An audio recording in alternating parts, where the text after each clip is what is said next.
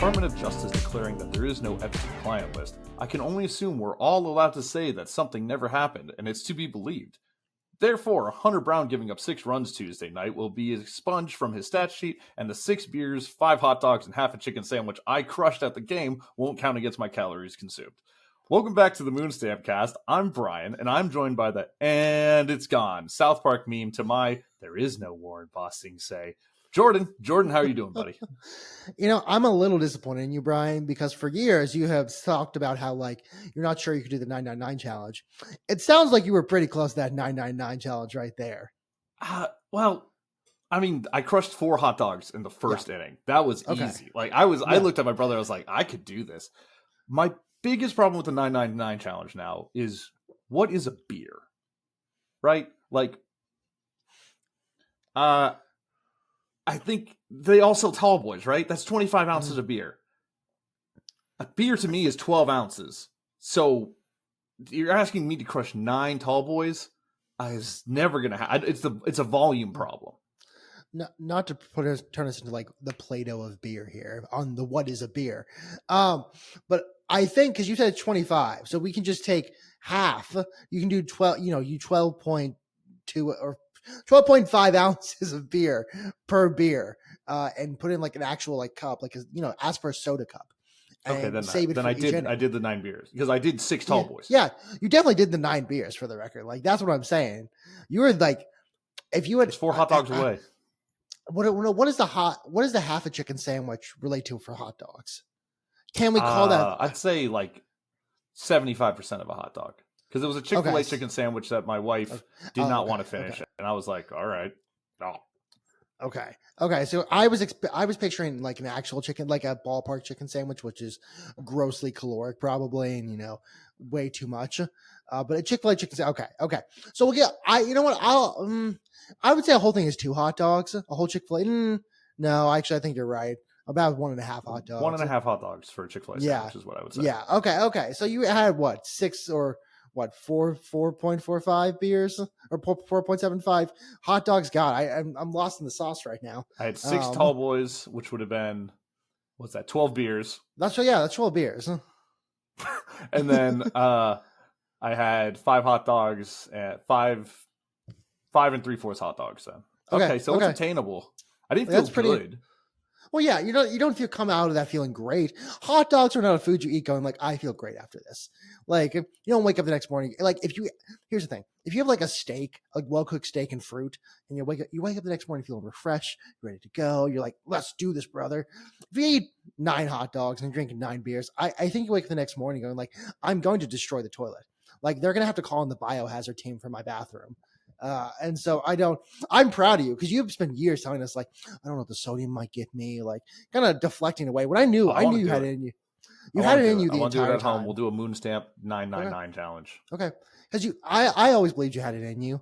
That's not a comment on weight or anything like that. I know you, and I know you can, if you want to, you can do it. So I think this is attainable. I am one of those annoying human beings who see a food challenge and go, I got that. Easy.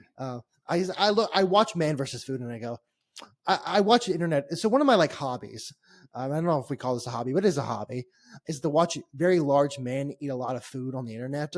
And that's just something I find a lot of fun. I find joy in that. I don't know if it's because I'm 5'8", and I'm never gonna be able to eat 10,000 calories a day like those boys. But I really want to badly. So I think I can do a lot of food challenges, because I think I have the skills to do, or the idea of skills to do so. So I'm happy to do this with you, because I don't believe sodium exists. I mean, I know it exists, but I don't count it. I never look at something and go the sodium and this is, I'm who gives a fuck? It's a Jack Link's. There's a beef jerky thing that's it has 21 grams of protein, 150 calories. Don't know what the sodium says. Can tell you, not great. Just based on the amount of water content I take in after that. Huh? Dude, if you're worried about protein, you need to get on the Greek yogurt fruit train for breakfast. Brian, please don't. The meta of Greek yogurt has been played out in the Jordan universe. What you do is you do Greek yogurt, fat-free Jello, fat-free Jello pudding, the Jello, the brand, but the pudding is a cheesecake pudding. Mix that all together. Add a little bit of water, a little bit of blueberries. Got yourself a meal right there. I'm all on the Greek yogurt train. All sauces I make include Greek yogurt. You're talking to an expert here. You're talking to a guy who has tried. I mean, I'm this close to horse electrolytes. I'm this close. So if I start neighing, you know what the issue is. Well, Greek yogurt is basically a healthy substitute for sour cream and stuff, and cottage cheeses too. Higher protein substitute for sour cream. So I see a lot of stuff online about using Greek yogurt. I have not experimented with Greek yogurt that much when it comes to recipes. I take 2 of the little cups, the 60-calorie cups. I throw 2 of them in a bowl. Take a scoop of granola, throw it in a bowl. Blueberry, raspberry, mix it all up. Breakfast. Brian, call me an 18-year-old girl, sheltered girl who's at her first frat party, because I've experimented a lot with Greek yogurt. So I'm somewhat of an expert when it comes to how that works. So maybe that's not an okay joke, but that might be a cuddable joke right there. But yeah, no, I do love myself. I just don't think it's a clip.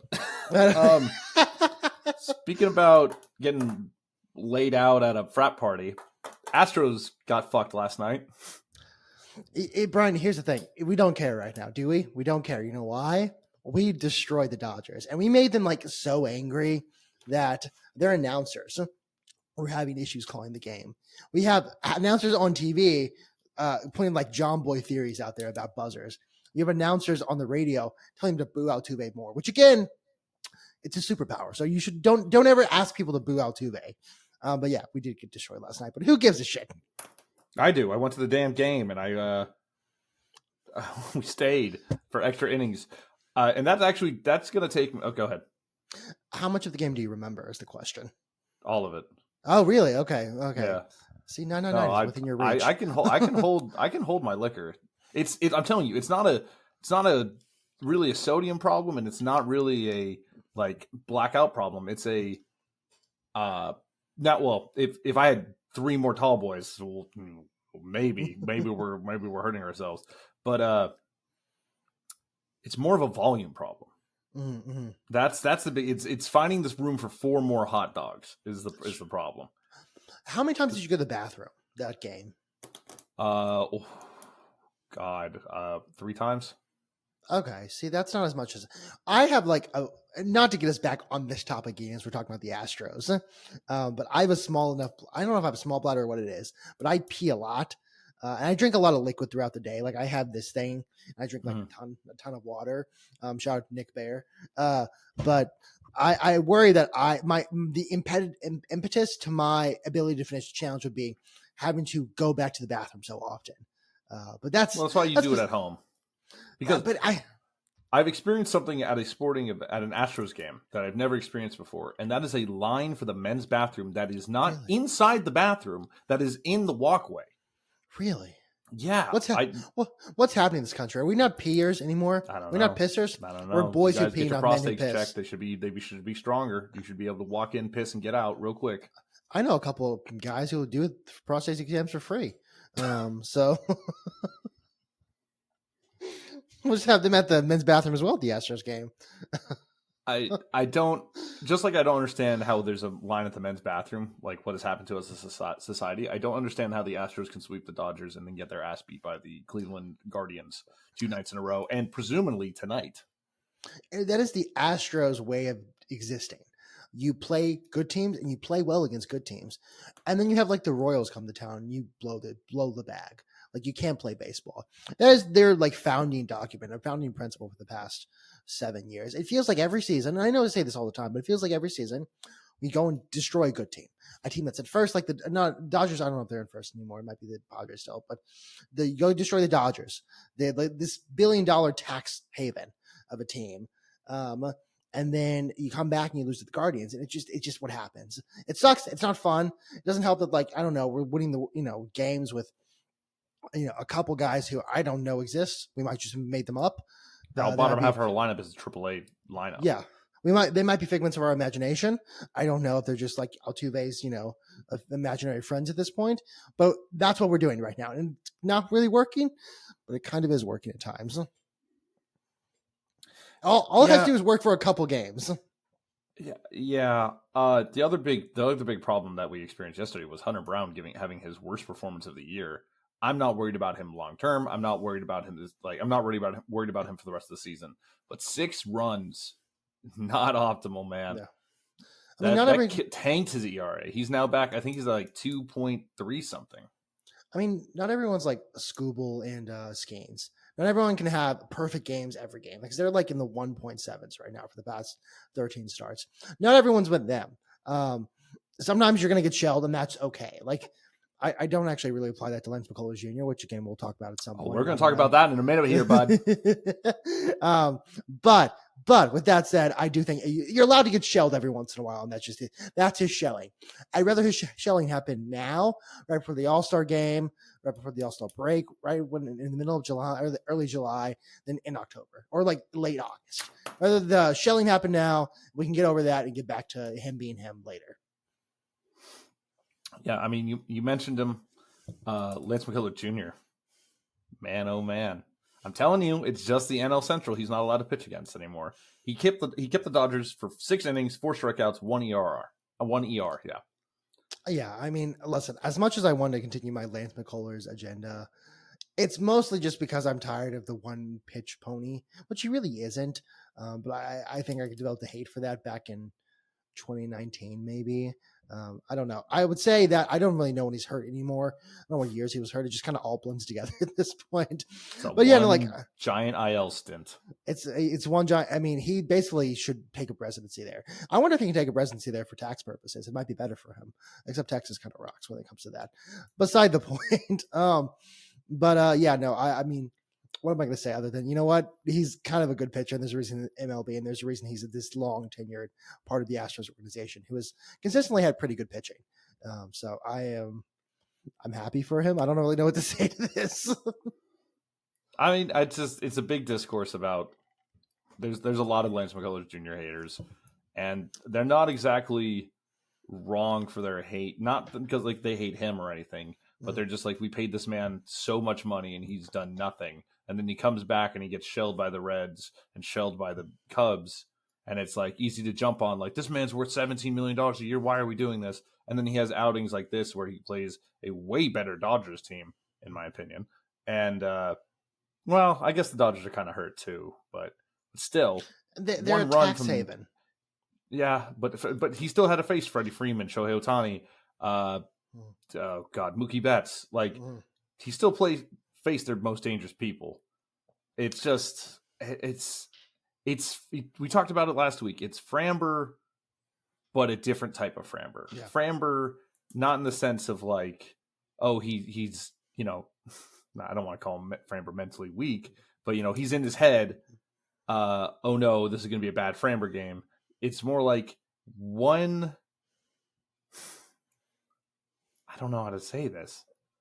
It's like he misses a couple curveballs, and then he's so determined that, no, my curveball's fine, that he starts trying to force it, and that's when he starts getting shelled. At least that was my observations versus the Reds and Cubs. But when he's working with his whole arsenal, it's different. When he's confident, it's different. I will say this. I actually prefer, if you're giving me a situation where someone's getting shelled, I prefer Lance McCullers to Framber. And I think Lance McCullers will do a better job of getting out of it than Framber. So despite all my like Lance McCullers takes, which are just, you know, I don't know if I trust him fully still, especially given, you know, every 2 weeks it seems like he's hurt again somehow, whether it be a freak weight room accident or whether it be actually like a bad accident when in the elbow. I do think he's a relatively trustworthy pitcher. Like, it was a 2022 World Series where he just got shelled by the Phillies, and Dusty made the call, hey, we're going to leave him out there. And that was kind of he was a sacrificial lamb in that sense. But at the same time, it's like, well, I'd rather actually have him out there being the sacrificial lamb than Framber, who I think if that had happened to Framber, it would have been like, oh, he's actually never going to pitch again. Whereas Lance McCullers came back, at least. You know, he continues to come back. So despite all the things I say about him, I actually don't hate Lance McCullers. I just, not to say it's a more intellectual hate, but it's like more of like I dislike the kind of pitching style he has. And I think it lends itself to, once you figure him out, you figure him out. Like, you know, it's hard for him to go 3 times through a lineup for a reason. Mm-hmm. I tend to agree with that. But yeah, for the Phillies thing, he was there to eat up innings, which actually kind of leads me to a baseball hot take. This is not my hot topic hot take. But Okay. this is just a take that I don't know why more managers don't do it. Your closer should not pitch 2 innings. I think at most No. 4 outs. And last night was a perfect example of that, where he pitched a great ninth inning. Then he went out for the 10th, loads the bases, intentional walk, which I still don't understand, and then just then gives up the grand slam. And now I think it was only going to be a home run in like 3 stadiums, but still, he gave up a grand slam, and it's just like dejected, and we lost. So I give the closer 1 inning, maybe 4 outs, and then pull him. I don't like seeing Josh Hader throw 32 pitches. That doesn't feel good. No, and like that's not his purpose. Like every person in that bullpen has a purpose, whether it be they're a left-hander or whether they are a guy who's a situational pitcher. You bring in the 7th inning. The point of the closer is like you want a guy who can throw. I hate to bring this man up, but he's actually one of the best examples of a closing pitcher. Aroldis Chapman, wonderful human being as he is. And I say that in the most sarcastic sense possible. He goes out there, he throws really hard, he gives you power, he gives you speed, and he gives you the kind of that scary factor, unless you're Jose Altuve. And then it kind of works for, hey, they're behind already. They know it's almost time to lose. Closers, their aura, not to bring up like Thai boat boy aura, which is, I don't know, something you get, but Thai boat boy aura. Let's do this real quickly for the audience at home who's definitely watching. You need to have that like je ne sais quoi. Like Hader comes out to Johnny Cash. The lights go down. You have that flashing light. It's same with the Mets guy whose name I'm definitely forgetting right now. With the trumpet, you come out and you have that aura to you, and you say, "Hey, this is where it's at. This is what's going to be. It's going to be, a fastball down the center going 100 miles per hour, and I'm going to challenge you to hit that." So yeah, no, I don't really want them out there for 2 innings because I don't think that's their purpose. If you're tied in the 9th, I'm just saying this in general. If you're tied in the 9th, don't bring out your closer. He doesn't need to be there. That's not his area of expertise. His area of expertise is, we're up by 1, we're up by 2, maybe we're up by 10, who knows? But as long as you're up, you come out, you send the guy out who can throw just fastballs, heaters, or like a really good splitter or something, like anything in that area, like just insane pitch. And that's what he does, and he does it well, and you let him do that every night that he wants to do it or can do it. He doesn't need to be out there pitching 32 pitches. That's not his job. He doesn't practice 32 pitches either. There's no simulation where he's doing 32 pitches in an inning or 2 innings. I think if it was me, idiot, stamped idiot, I would have had Hader out for the 9th to get us to extras. As soon as the Astros did not walk it off, I think I would have. I think I would have had Abreu. Abreu was up and warming, but I think I would have given the ball to Abreu. Be like, Hader, you got us here. We're not burning your arm anymore. Like, we're not having you go out there again, because this is kind of what happens. But I don't know, man. I'm not a manager for a lot of reasons, and that's probably one of them. But that's always just how I've used closers. I feel like they're one inning weapons, and leaving them out there for longer doesn't seem to really end well. I will say the calculus on what a pitcher's purpose is has changed pretty drastically in the past 7 years or so. It feels like the idea, pitch count, analytics, kind of saving your bullpen, saving your pitcher's arms has become such a highlight of a manager's performance that, hey, maybe you say, hey, I'll put Hader out there for 2 innings, and I don't have to bring Abreu out. I can bring him out tomorrow for 2 or 3. So I mean, it depends on, 1, situational. 2, what are your plans for tomorrow? What are your plans for 3 days from now? What are your thoughts on the starting pitcher? Can your starting pitcher tomorrow go 5 innings, or can he go 7, or can he go 4? What something happened. So there's probably what happened, if I had to guess, there was someone behind the scenes going like, hey, by the way, this is kind of the idea. Like, if we send Abreu out now, then we blow his arm because he may only be able to pitch like 2 innings tomorrow. So that the pitching has become so weird. Whereas before it was like, my starting pitcher is going to go throw 7 innings. Who gives a fuck how many pitches he pitches? He's going 7 innings. We're going to bring another guy in, the closer in. Now there's like a whole there's a matrix behind there. So like there's not to say nerds, but there's like nerds doing calculus behind the scenes to figure out how many pitches a pitcher should throw. So I don't really know the answer because I don't think the answer is like the eye test determinable. Like it's not the Jeff Bagwell eye test anymore. It's now like some guy with the computer is about to tell you like, hey, actually this is who you should bring out. So who knows? It did not go well last night, but that's baseball. I don't know. Not to talk about the Guardians too much, but Cade Smith, I don't know if he's a closer. Their closer, he might be. He pulled an awesome move, in my opinion. Paredes was up to bat, and Doobie was on second base, and he did the 3-step off, 3 kind of look at him to balk, so that he moved up to third. And that was to eliminate Doobie from sign stealing or any communication that he could send to Paredes. And using the rule book to your advantage, what a good move. I like it. Playing within the confines of the rules.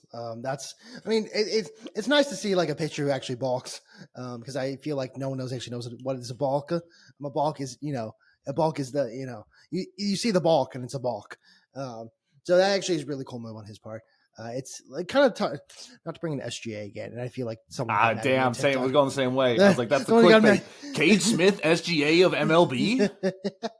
I mean, to be fair, like SGA says, "I'm going to make you foul bait," and Cade Smith is like, "Hey, I actually don't want you to look at my sign, so I'm going to send you to third. I'm actually going to technically help you." And like the baseball scheme of it all, not the strategy scheme, the strategical scheme of it all. So yeah, no, I was gonna pull up the SJ, but kind of be like, by the way, there's a difference. Cade Smith's not shooting 71 free throws or whatever in the entire series. Yeah, that's all I really had on Astros. By the way, I've got a couple of injury updates. Right. I'm not going to do the whole Chandler list. Jordan is still not progressing to hitting activities. Chas McCormick, this is actually some relief. I know we talked about kind of being down on Chas, but with our outfield being completely depleted and we're having a bunch of people we don't know out there, Chas McCormick is doing his rehab assignment right now in AAA. Pena is lifting, but with no baseball activities. And I believe Javier is still doing live BP, which is still a progression. Hopefully we see him here in the next couple months, or I don't know. Our pitching staff seems to be doing pretty well. I don't know if I think we kind of just almost like want him back for next year, man. Like, why go out there and risk it? Don't rush him. At least don't rush him is all I'm going to say. But don't waste anyone now. Yeah, we have a long injury list, man. And Altuve scared the shit out of me yesterday after hitting a 2-run double. He had a long conversation with the trainers on second base, and he opted to stay in the game. But that's something to monitor too. If we lose Altuve, man, we're scraping the bottom of the barrel. I have one last note, which is Cal Raleigh said that in a hot mic moment said Judge is the king of meaningless home runs, which I think is a beautiful statement.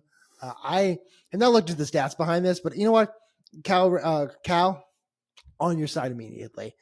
This is I don't actually hate Aaron Judge that much. I just think that he's not the purest form of 3 true outcomes, but he kind of is the purest form of 3 true outcomes we have in the major leagues these days. Maybe Giancarlo Stanton is, but he's hurt so much that I don't think he actually plays baseball.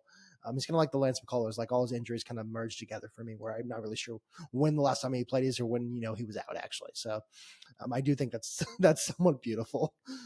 So good job. Seattle is playing the Yankees. That makes sense. Okay. Yeah. Okay. That makes sense. Judge hit a home run in the 7th, and he said something along those lines. I don't know if he was on him. I don't know if it was behind him, but he said that Judge was the king of meaningless home runs, which again, beautiful. That's kind of one of like the worst things you can say about someone as well. It's kind of like the Jason Tatum arguments, where it's like, yeah, he gets these good stats, but it's like in the 4th quarter.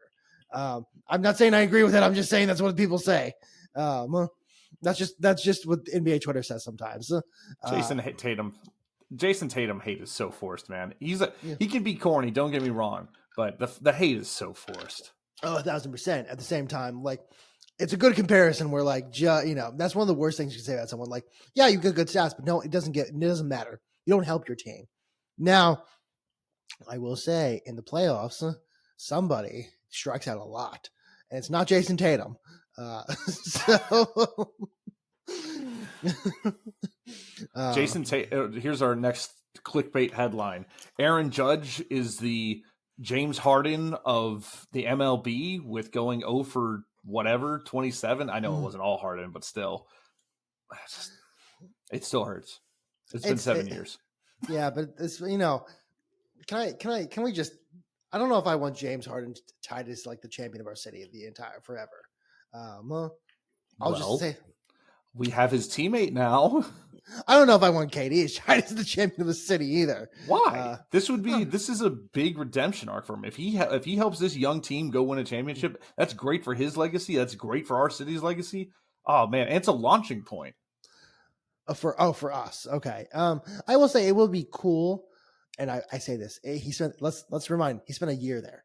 It'd be really cool if KD wins. And it's like, I've started my basketball career in Texas, kind of. I'm going to finish it in Texas as well. Now, one, that's Jason Tatum levels corny. Two, I don't know if that's going to happen. Again, he's from DC and spent an entire year at the university. He spent a year at the University of Texas, totally doing work, totally doing classwork and stuff like that. But it would kind of be cool. So I actually agree with you there. I think I'm a hater. What can I say? We'll see in Hot Topic Hot Take. I'll probably hate on something. Well, he's officially a Rocket now. The trade was like a 7-way trade. It was the most insane, asinine thing I've ever seen in my entire life. But hey, we got there. We got KD in basically what it was an orgy of a trade. So good for all 7 teams. Hope you all came. That was my basketball notes, by the way. Was just KD's officially a Rocket. Okay, I have a couple of notes. One, Jokic came out and said, or it's reported that Jokic is saying that he's not going to sign an extension this offseason. Does not mean that he's not going to sign an extension at some point, just not this offseason. So I don't know. I mean, again, I'm not a Denver fan, so I don't know, have like strong feelings on this. That's not insane to me. I do feel like they looked weak-ish in the playoffs, but they were also playing the Thunder, so like I'm not sure. I don't know. Can you get mad at them for like looking weakish? And they still look good nonetheless. There's the whole Westbrook thing. They're going to have to kill his old self or his new self. But yeah, this doesn't mean he is busy right now watching horses in Croatia. I do not think he gives or Serbia. Sorry, I just got the Balkans really mad at me. I don't think he gives a single shit about whatever extension he's going to sign. If he never played basketball again, I actually think he'd be happier.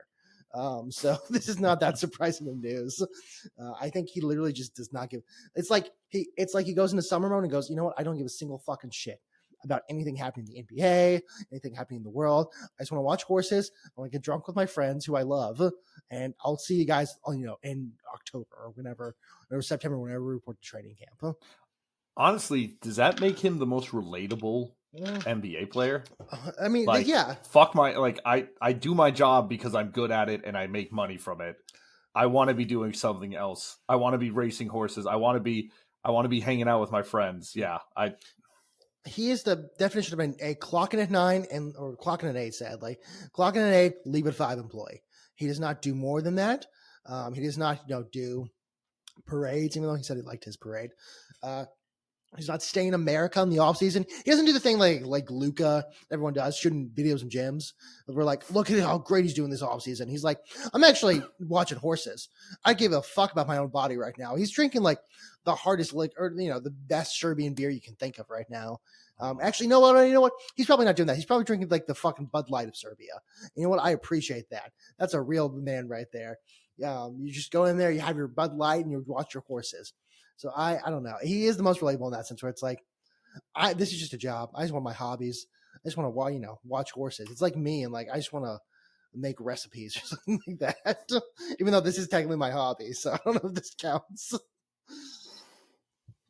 Baking and podcasting. Yeah. Second thing, I've been meaning to talk about this for a couple of weeks. I just forget every week in my notes. We've talked about and not we as you and I, but people have talked about the degradation of society and the degradation of media and how just things are not as good as they once were.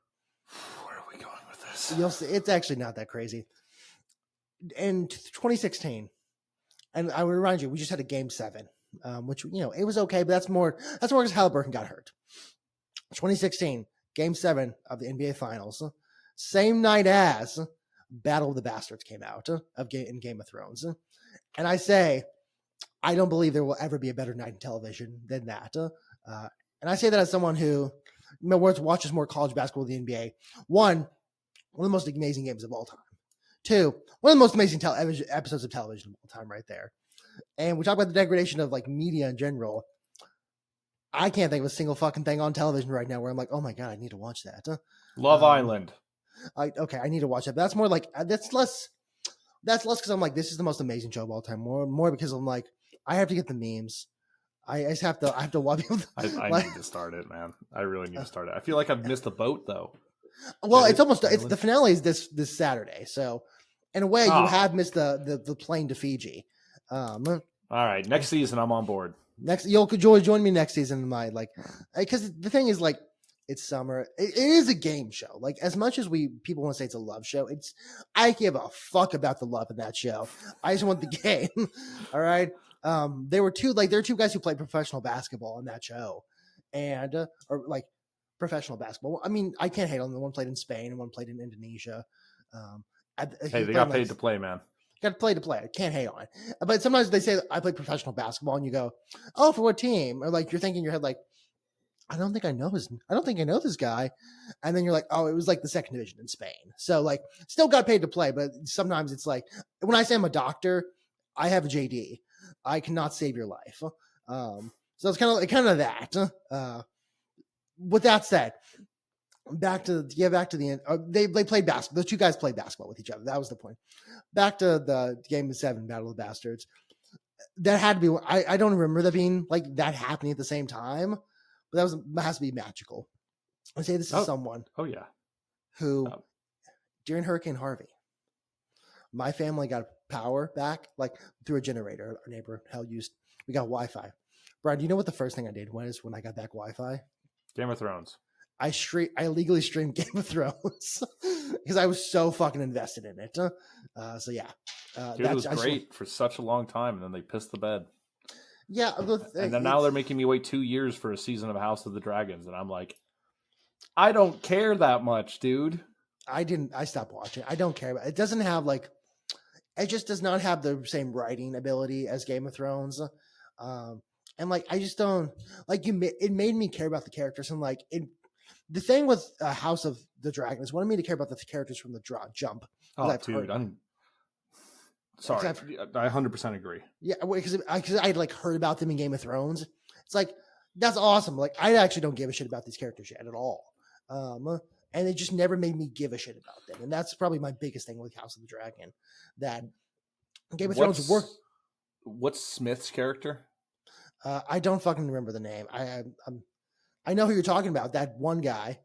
The uncle. Yeah, the uncle. Dude, people fucking love his character. I don't like any of them, dude. None of them make me. I'm like, they're like, are you team green or you team black? And I'm like, I don't give a shit. No. Well, like, even if you're a bad guy, like, think of Tywin Lannister. He was objectively the bad guy in that show. One of the best written characters in that entire show. And like, at times I was almost rooting for him at times. And like, you're just better. Like you just won this. It's like the Chiefs when we talk about the Chiefs, even though the Eagles won, but like talk about the Chiefs, where it's like, you're just better than this. And like, I kind of almost want to root for you for that reason. Kind of like watching, like, I don't know, the Celtics, where it's like, you're just actually so much better. Like, I almost kind of want you to win this. So that I don't give a shit about House of the Dragon.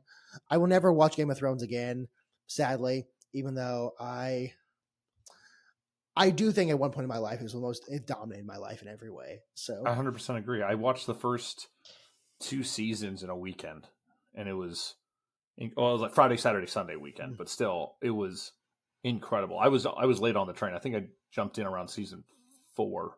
End of season 4 is where I jumped in. That might be sometime in 2015 and 2016 when there was this, like, I don't remember I don't know how they got this deal, but UH gave Alston to lived on campus like free HBO basically. That's crazy. It was crazy. It was like, I was like, oh my god, this is amazing. It rocked. And I remember kind of being like, oh, I'll watch this show. And like by episode whatever, that like maybe 2 of the first season, I was like, oh my god, like this is an amazing show. And I think I did the same thing as you, where I got on that train about that time.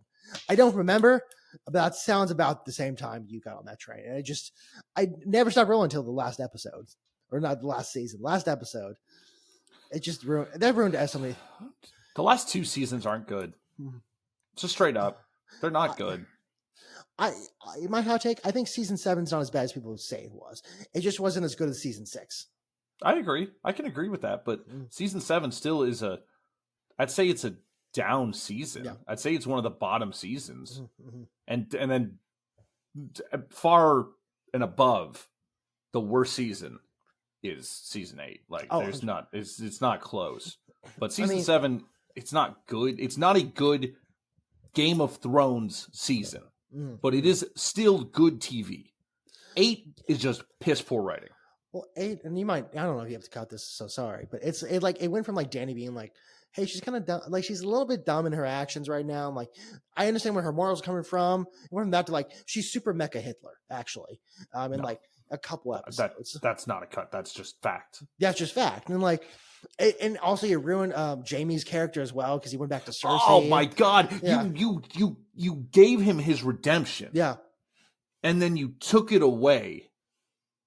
For no, I don't understand. You ruined his character, in my opinion. You ruined his character because he had been going back and forth for a long time about like, yo, has Cersei fucking lost it? Like, are we the baddies essentially? And like, and then going up north to honor no, we said we'd go, and I'm going. And he had like finally, it seems like he had taken the step forward, and then they were just like, rug pull, fuck you, no he hasn't. And they also kind of ruined Tyrion's. Like Tyrion being like, oh, you're the only one that convinced her, tell her to open the gate. No, motherfucker, you know she's never gonna believe. It doesn't matter, she's never gonna listen to him. And they just, I don't know, they assassinated Dany's character, in my opinion. Like even if they were supposed to go, like she was supposed to always go crazy and do what she did, they should have set it up a little bit better. Because it was like season 7, you get a little bit of like, oh, she's, not the happiest in the world. And then season 8, it's like, oh, it seems like she's, getting a little bit better. And then just nuked down. She literally nuked an entire city, a medieval nuking of an entire city. So yeah, I think Jamie's like redemption up until the end was probably the best redemption ever written in television in terms of like the Hound. I don't think the Hound ever needed redemption per se. You just saw him in a different light. He's okay.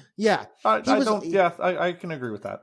It was never that he was like a super bad guy. It was just like he worked for a guy who was a bad guy. And then, but like you see, like in Catelyn Stark, he always like, I'm going to protect the girls. And that's not really redemption per se. It's just like he had a set of morals that we just never really got to see. I think Jamie was more of an actual redemption from, loving Cersei, being a Lannister, to being like, oh no, I'm actually like, I can be a good guy. And then just obviously throw it. I say that, and then I forget Zuko. Zuko actually might be a better redemption story.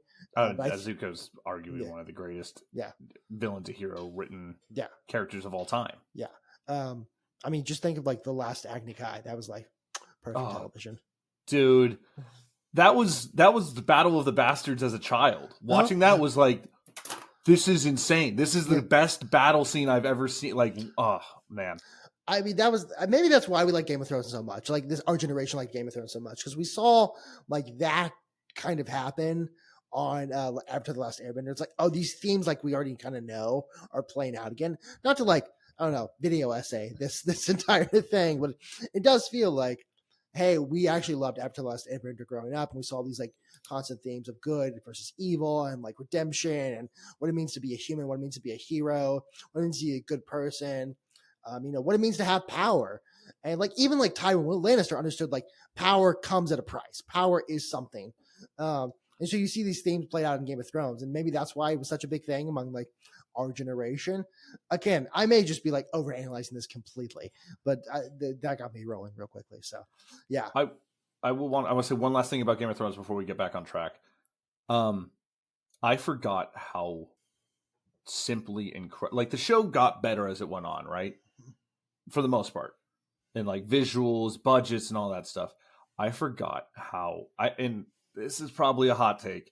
I think the back and forth conversations in season 1 with like is some of the best written television ever. Like Cersei and King Robert going back and forth about what's the bigger number, 5, 1, and she's like 5, and he's just like 5 divided kingdoms, 1 united army, and it's just such a good back and forth. Game of Thrones season 1 might be my favorite part, or from the whole series, it might be my favorite back and forth dialogue. The one-on-one conversations that are had are incredible. And to bring it all back home, that's what House of the Dragon is missing. It is missing those conversations where we build up these characters, like we get to know them, we get to like them, we get to care about them, we get to hate them. And it's like, oh no, you actually should already care about these characters. I'm like, I actually don't give a fuck. I don't know who these people are really. I've heard like lamentations about them, but I don't give a fuck. I will say, House of the Dragons comes out first. I think we care a little bit more, and I do think that since we know what the end game is, we know how what all of this means and how it all ends now with Game of Thrones. I think it takes away, like, it's a little bit like, doesn't matter. Like, you got your dynasty ends anyways, man. Yeah, but like, even a dying empire can be a fun show to watch. It's just, if they had put season 1 writing, Game of Thrones season 1 writing in House of the Dragon season 1, it would have been a different ballgame. We're like, oh, I have to tune in. Because like, I think I got to like episode 9 of season 1. I was like, I just don't give a shit.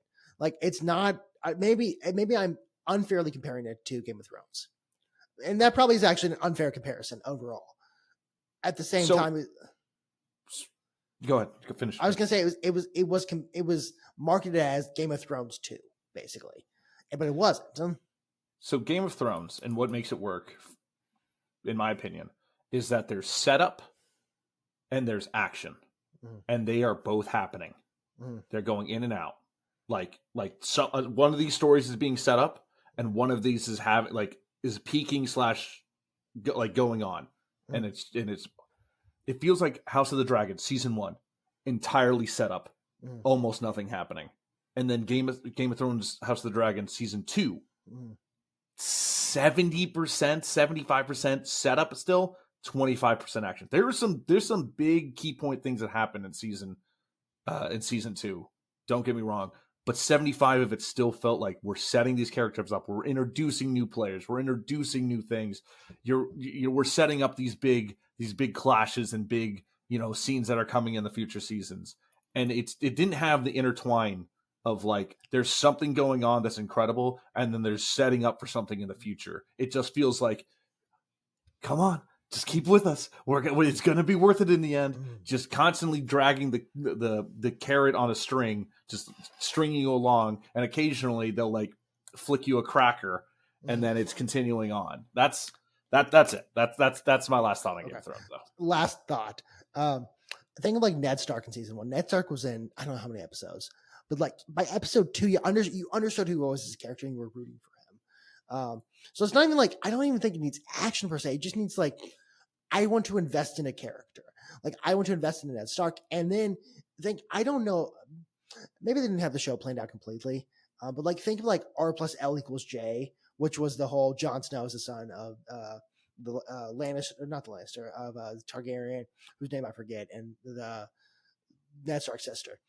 That was set up in season 1. In season 1, we were getting a glimpse, and like the way he treated Jon, and it just feels like in House of the Dragon, just that's not there. In season 1, their last interaction is, next time I see you, we'll talk about your mother. Yeah. And that's like, I'm going to tell him what's like going on. Yeah. And obviously they never see each other again. And then you spend 6 seasons. I mean, how early did you call that Jon was a Targaryen? I don't remember, because the thing is, by the time I was watching, that was like a known theory. So it's not like because I was like, Reddit was like going crazy with that. So by the time I got on the train, I was like, I kind of already know, like, okay. Now I will say, by the way, that shot from the baby to Jon Snow's eyes, maybe like the best transition in the entire show, where it's like, oh my God, are you fucking kidding? Like, it was like, not only was it a good shot in general, and like it was good seeing that John came afterwards and like having a great John time, but it was like, oh my God, like all this, and then it makes you think about Ned Stark, and there was so much going through your mind to that one transition. House of the Dragon has not had that, and by the way, it's been 2 seasons, so maybe they'll have that at some point, but they don't have that yet. And again, maybe I'm unfairly comparing it to like one of the greatest shows of all time, Sans season 8, but we've also talked about this for like 20 minutes at this point. Yeah, no, yeah. Okay. I only have my hot talk and hot take, so I'll just mention the hot dog contest. Nathan, not Nathan. Well, it's Nathan's. But Joe Chestnut's back. I do feel like, and I'm gonna butcher his name because I did not watch last year. Patrick Bertolotti is a false pope. He was there. He was there in power for a year. I don't know how many hot dogs he ate. I do not care how many hot dogs he ate. I was also looking up the winners of like the hot dog contest since like 2011. Joey Chestnut's won since 2011. He's only lost 2 of them and 1 he didn't compete in.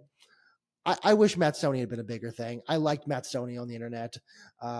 It was always sad to me because like it was supposed to be like Chestnut versus Kobayashi. They're supposed to be a rivalry, and I think Stoney was the closest they ever got to a rivalry. So Stoney is this is what just popped in my head when you were comparing him. Stoney is the Phil Mickelson to Tiger Woods. Phil Mickelson was an incredible golfer, number 2 in the world. The problem is he played at his peak in the Tiger Woods domination era. Brian, you might be able to say that it's Kaiba to a Yugi. One was the king of games. The other was really good at cards, duel monsters. Ran a duel monsters company, but he just never beat that guy. Except he threatened to himself. So I don't make you edit that. So shout out that newest movie that came out. And that billionaire motherfucker found a way to go to the Egyptian afterlife to run a fade with the pharaoh one last time. He's still alive, by the way. The Kaiba's still alive. He just has the technology to be like, I'm finding you, motherfucker. And it's a cool shot. I'm not gonna lie. Someone needs to edit that casual by Chapel Roan.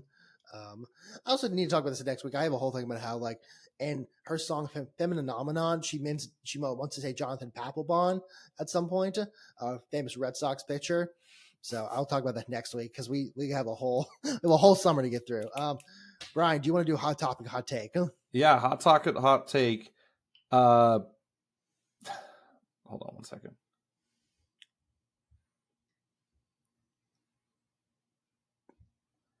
All right. Sorry about that. My hot topic, hot take. I think you're going to agree with this. Okay. And I wasn't sure which one I was going to go with today until I went to the game last night. My hot topic, hot take is I fucking hate you if you go to a sporting event and A, you're wearing something of a team that is not competing. B, worse, if you're wearing a non-fellow hometown piece of sports memorabilia that is from another sport. I saw a Kansas City Chiefs jersey, Patrick Mahomes, and I'm like, oh, dude, like the Chiefs get so much hate, and this is not a shot at Chiefs Kingdom or whatever. This is a shot at that man for walking around an Astros Cleveland game, Astros versus the Guardians in a Patrick Mahomes jersey. Fuck off. I'd rather you just wear whatever t-shirt you want and shorts and just show up to the game. It's infuriating. Like there was like a couple Dodgers hats walking around. There's some Yankees jerseys walking around. And I was just like, ugh, like your team's not here. Fuck off. You don't need to announce no one gives a shit about you. I give a shit about you because you've made me mad. But like, no one's like, oh my God, a Yankees fan's here. But wearing a sport, if you go to an Astros game and you're wearing a Texans jersey, fine. Vice versa. Yeah, I'd say that's not even fine. I say put on a fucking something else. It's not the Texans. It's not the Texans. At least it's Houston, though. That's what I'm saying. It's not even the fucking red colors. I think you're, yeah, but I'm not like, fuck you. You're the worst. No, that's because you like the Texans. That's because they're your friend. That's because the same team. But I'm saying put on fucking something else. Here's the thing. They're looking for attention. There's a guy in my workplace who wears a suit and I work in a very casual office, wears a suit every day. And one time he was sitting behind us, my people I sit with at lunch, and we all like, someone looked at him, we kind of accidentally all looked at him at the same time. And someone's like, oh no, look away. And one guy goes, no, that's what he wants. He wants the attention. So give it to him. That's what they want. They want the attention. Like if you wear a Patrick Mahomes jersey to a Astros game, one, you know what you're doing. You're in for the ride. If you wear a Dodgers hat, by the way, you know what the fuck you're doing. If the Royals were in town, I would understand it just a smidge more. But this is the Cleveland Guardians and the Houston Astros in Houston, Texas, and you were wearing a Kansas City Chiefs football jersey. And the amount of rage I felt should not be felt against a random stranger that has done nothing personally wrong to me. I was genuinely upset. And the worst part is when I was talking about how there was a line out the door of the men's bathroom, he was the man in front of me. So I had to stand bladder full of piss, staring at this Patrick Mahomes jersey, angry for about 10 minutes. And I was so mad. It was. This is where you and I are different people. This is where you and I are different people. Because, by the way, if I had 6 tall boys in me, I would have been insane. Should have peed on him. Well, here's the thing. You kill someone or you catch more flies with honey than vinegar. And in that line, what you should have done is you looked at him and said, so what's with the jersey?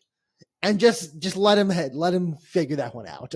Because like, there's no good answer to that. It's like, oh, I was coming to a sporting event. I'm like, okay, cool. But like, I'm not going to wear like a rugby jersey to like, I don't know, a cricket game. Doesn't make much sense there, does it? This other sport. Well, if it's the only sporting jersey you have, put on a fucking t-shirt. Do you not have other shirts? I don't know. You want attention, right? You want people to be like, fuck Mahomes. That's all it is. Like, yeah. Who cares? Like, first of all, it's not football. 2, it's not football season. Patrick Mahomes looked bad in the Super Bowl. For a 4th, no one gives a shit. Here's the tier list. Okay. Here's the tier list of people I'm like, you should go home. The quote, Tim Robinson, I think you should leave. You got people who wear like Texans jerseys or Rockets jerseys to Astros games. I get what you're going for. You're trying to support the hometown team. At the same time, not the team colors. And like, just put on an orange shirt or something like that. You don't need to say you're from Houston. No one really gives a shit where you're from. 2, guys who wear like a baseball jersey from another team. I get you're at a baseball game. Is this descending order or is this increasing anger? Increasing anger in people. Yes. Okay. Like the Texans jersey, I'm like, I get it, but like, I don't love it. Like, I'm not really happy with you, but like, I'm not going to fight you. I'm not going to say anything. I'll be like, just wear a t-shirt. But it's like a Larry David. I feel like Larry David right now, where I'm like, just wear a t-shirt. I've also discovered I'm George Costanza in every capacity. It just annoys me. That guy. Okay. Baseball jersey. I'm like, I get what you're going for, but like, I don't just put on a fucking t-shirt. You don't have to wear a baseball jersey to a baseball game. This is not like it's not a black tie wedding. There's no attire. Just wear the fuck you want. And just less than that. 3, people wearing Dodgers hats and Yankees hats or Dodger shirts and Yankee shirts. We know statement. I'll throw. I don't know who I'm going to throw in. I really don't hate anyone as much as I hate them.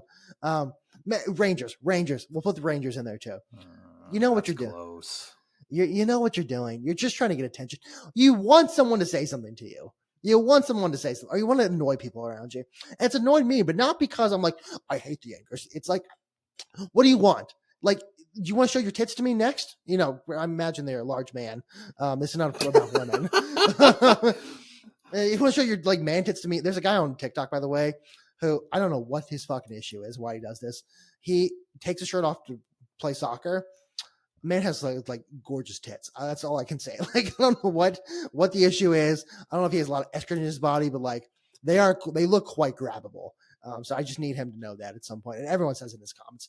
By the way, last person, someone who wears a jersey that isn't a rival or someone who's hated, like the Mahomes, that's not fucking related to the sport you're at. It's just because they wanted to wear a shirt. And it's like, dog, you know what you're doing. You know what you're doing. It's like wearing like an Aaron Rodgers Pittsburgh Steelers jersey. It's like, what do you want? Like, what do you want me? Like, do you want me to get angry at you? You want me to stand behind you? You want me to pee? Do you want me to pee on you? Like, what do you want? And that's where you give them the attention they're looking for. You go like, what's with the jersey? And like you don't say me, you just go, what's with the jersey? And like he's in line, he's either he has to pee, so he has to sit there and talk to you. And like you're not coming at it competitively. So it's like, well, okay, like there's a calculus in his head. It's like, this guy seems nice enough. He's just asking about the jersey. And then he'd be like, buddy, you didn't have to wear that. Now, obviously, you both have to pee. So he might have to like, he might look at your dick and make fun of you. I don't know what he's going to do. Wow, what a wild turn that took. I don't know, man. Like this guy is he's a wild card. So we don't really know what he's thinking in his mind. I don't know. He's like, look at that. Oh, hey, Toad. Look at that toadstool. I don't know, man. I'm just kind of spitballing here. We're at 55 minutes, so I'm just trying to get this. Are you Stormy was it Stormy Daniels? Stormy Daniels, yeah. Stormy Danielsing me right now? I'm just a collector of penis-related You look jokes. like the weird mushroom guy from Mario Kart. Yeah. What a description. I mean, first of all, put some respect on Toad's name, please. At least, like, you know, he looked like Rosalina. It's like, okay, I don't really know what that means. Blonde? Hey, Donald Trump did the carpets match the. Dude, I've just got the worst fucking image in my head where his it's dick and it's got his little toupee. Do they make toupees for penises? They have to, right? Like, there's at least one guy on Etsy who does that. This is the worst conversation we've ever had. This is it. This is the crowning. This is the end. This is how we end season 1 of the Moonstamp cast, is with toupee penis talk. No, to penis. That's a really good joke. I'm mad about it, but I mean, yeah, that was my hot talk and hot tape. I figured you would agree with me, yeah. And we're 2 for 2 for agreeing, which is, I mean, that's just, we're in sync. I'll come in next week and figure out something that's bad. Anything with bananas, and I'll just say you're wrong. I mean, I understand that I am objectively in the minority when it comes to bananas. Like, I just can't do it. I don't know why. I can't stand the taste. I can't stand the texture. I can't stand the smell. That's one I can guarantee we'll disagree on. I mean, fried plantains are pretty good. Like, and they don't really taste like. Funny enough, I like those. Yeah. So you don't. Yeah, we'll get you on the banana train at some point. We'll get you a two penis for your banana. I got a microdose bananas. Yeah, there we go. There. Yes, that's exactly what you should do. You should start with baby food and move your way up. Oh, baby food might be the worst. Baby food can't taste bad. It's just blended up like stuff. No, okay. I don't know.